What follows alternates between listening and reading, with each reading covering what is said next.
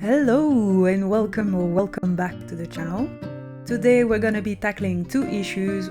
One is this piece of paper I ripped by accident and so I can't really use it or anything else. And the second one is this empty spot on the wall that drives me crazy when I'm editing a video. I thought it would be a really good opportunity to talk about how I paint a portrait from start to finish and give you some tips and tricks that I have gathered along the way. I don't pretend to be the best portrait painter in the world, but those tips and tricks have been really helpful to me, especially when I started out, and hopefully they will be helpful to you too. The first thing I do, and you can see me doing that right now, if I feel any nerves, is that I'm gonna put some type of color on my white paper. That works for canvases or really any surfaces. But it's just that so I can avoid the blank page syndrome. It loosens me up, it really lowers the pressure. I can use big brushes, I can use a color that I really like, and I can also create some fun textures, which I really enjoy in my work personally. It's a really good warm-up as well, and it just eases me in the painting mindset. If you came from my sketchbook videos, you can see here how it would look. I really like keeping the white of the page outside of the portrait, so I will just put some type of color inside of the lines of the sketch. Next is the sketch.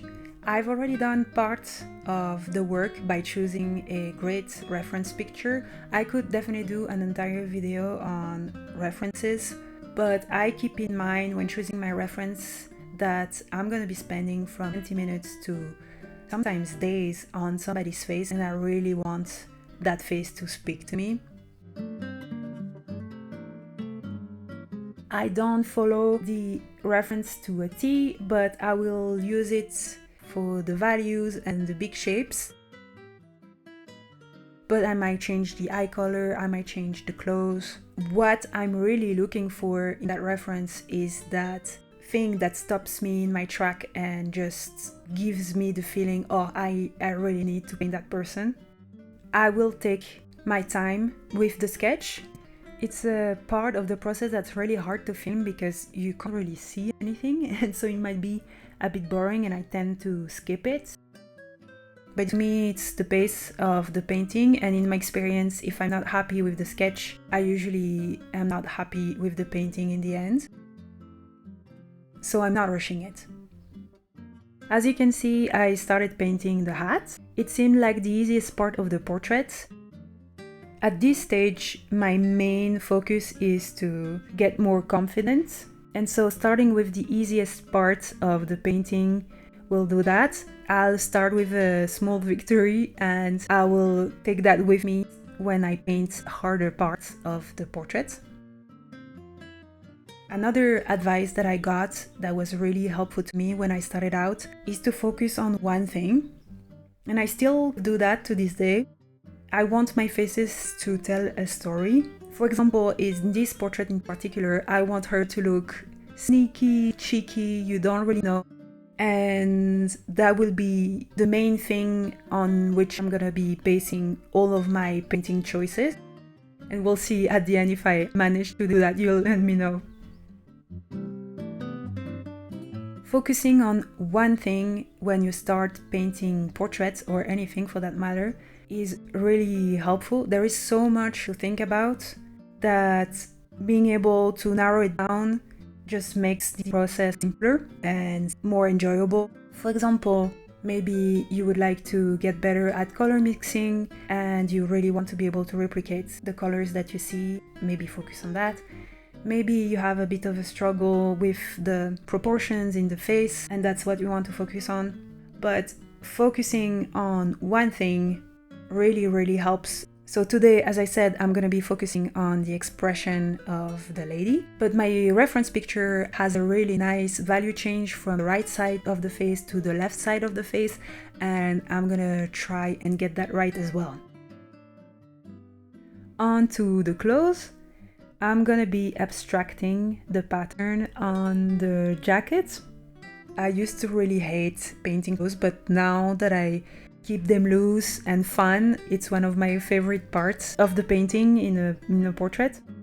I keep in mind my goal for this painting, and so I want the jacket to be really loud and playful with a very lively pattern, and I want that to contrast with the formal shirts and the dark blue hat.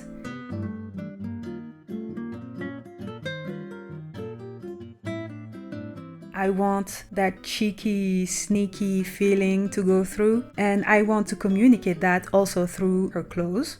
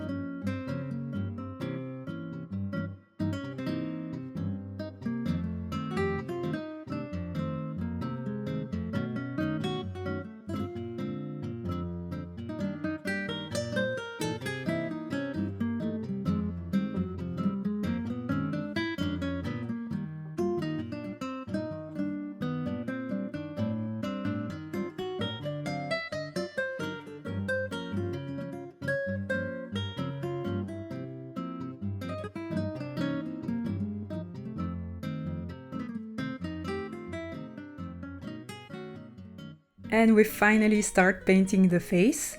There is an expression that says that value does all the work and color get all the credit. So I keep that in mind when I start painting the face. As I said before, there is a big value shift in between the right side of the face and the left side of the face. And because acrylics is so forgiving, I could just add many layers until I get it right, but I try to get it right as soon as possible. And to help me do that, I start with my darkest values. It's just easier for me to get those right before I get my lightest highlights at the very finish of the painting. I will also tone down the backgrounds, so it's easier for me to see if my value work is right, especially if I plan to change the color entirely.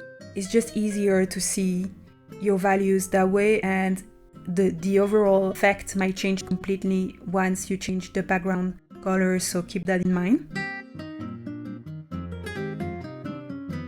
While I'm painting the face, I also remind myself of my goal. I want her smile to stop at her eyes, still to give that impression of sneakiness and cheekiness that I want to evoke, and give her an inscrutable look. You might have noticed that I paint standing up. First, it's something that I just really like. It helps me stay loose and I just like moving around. But it's also really helpful to take a few steps back every so often to check the painting and be able to look at it from further away and see it as a whole and not tiny details. I'm really lucky to have the space in my studio, so more often than not, I will be standing up.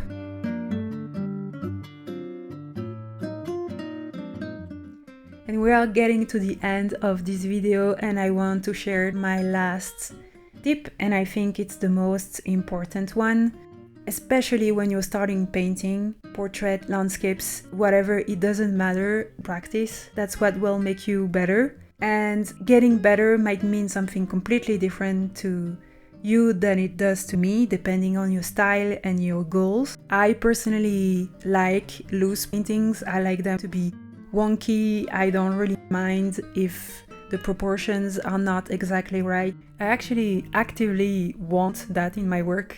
And it's funny because I feel like in this painting I was a bit tighter than I would normally be, just because I could feel the camera and I knew I wanted to explain my process. But whatever getting better means to you, practicing will always be the best way to get there. And so making the painting process fun and something that you want to do over and over and over and over is the best way to get better. Is this the best portrait ever painted? No. Is this even the best portrait I ever painted? No. But it was really fun and I like how she turned out and I can't wait to do this again. and I get better and I get closer to my personal goals every time I paint a portrait. And that's really what's most important.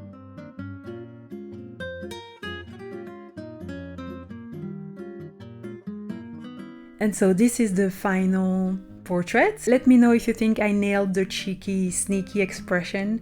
Do I trust her? I don't know. Do you trust her? Please don't hesitate to ask me any questions in the comments. I'll definitely make more videos if you are interested. Thank you so much for watching, and I will see you soon. Bye!